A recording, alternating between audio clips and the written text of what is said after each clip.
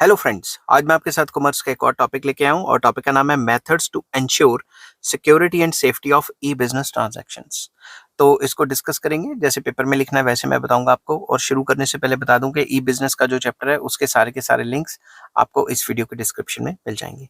The following methods can be use to ensure security and safety of e business transactions.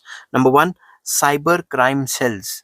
Very very important. Cyber crime cells बनाने चाहिए government को, ताकि अगर कोई भी fraud वगैरह हो तो पता लग जाए। ठीक है, government may set up special crime cells to look into the cases of hacking and take necessary action against hackers। तो सरकार को साइबर क्राइम सेल्स बनाने चाहिए और देखें कि किसने हैक किया और उसके खिलाफ एक्शंस लें।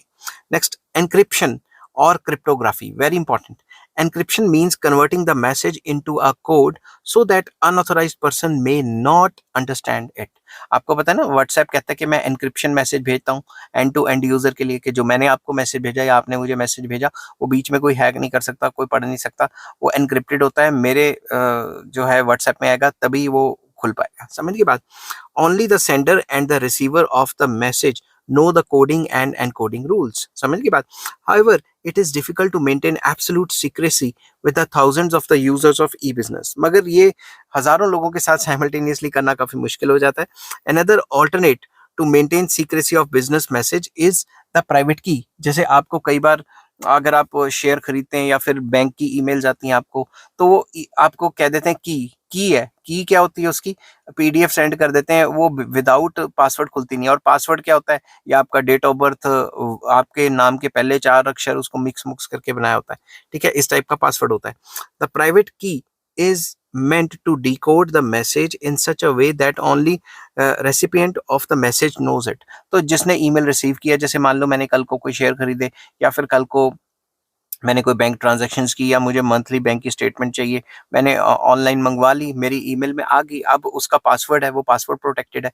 और पासवर्ड ऐसा होगा, मेरे नाम के पहले 4 वर्ड और डेट ऑफ बर्थ का ये वो ऐड उड करके होंगी, ताकि सिर्फ मैं ही पढ़ सकूं। समझ की बात।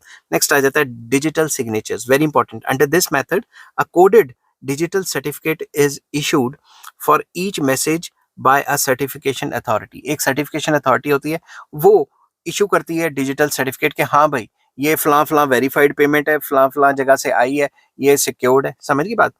The purpose is to check the identity of sender.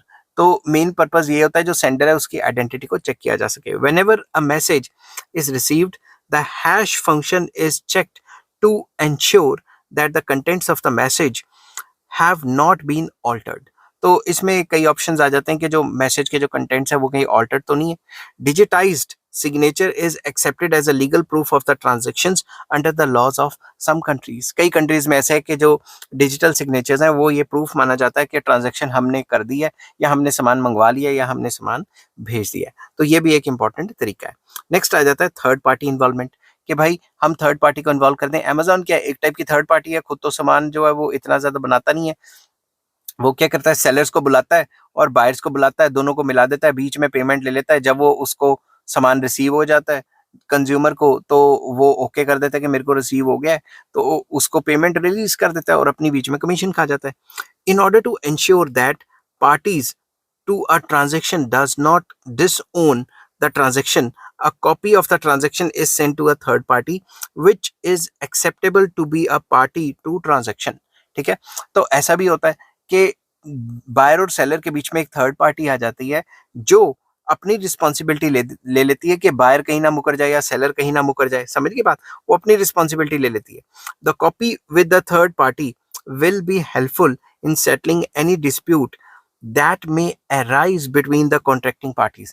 जो बायर सेलर है उसके बीच में कोई डिस्प्यूट हो गया तो उसको सॉल्व करने के लिए जो थर्ड पार्टी है वो इन्वॉल्व हो जाती है और इस मैटर को सॉल्व कर देती है। ठीक है, आई होप ये वीडियो आपको पसंद आई होगी। अगर पसंद आती है तो please like share and subscribe. इस चैप्टर के सारे लिंक्स आपको इस वीडियो के डिस्क्रिप्शन में मिल जाएंगे। और नेक्स्ट टॉपिक मैं कराऊंगा outsourcing. Till then take care, bye bye.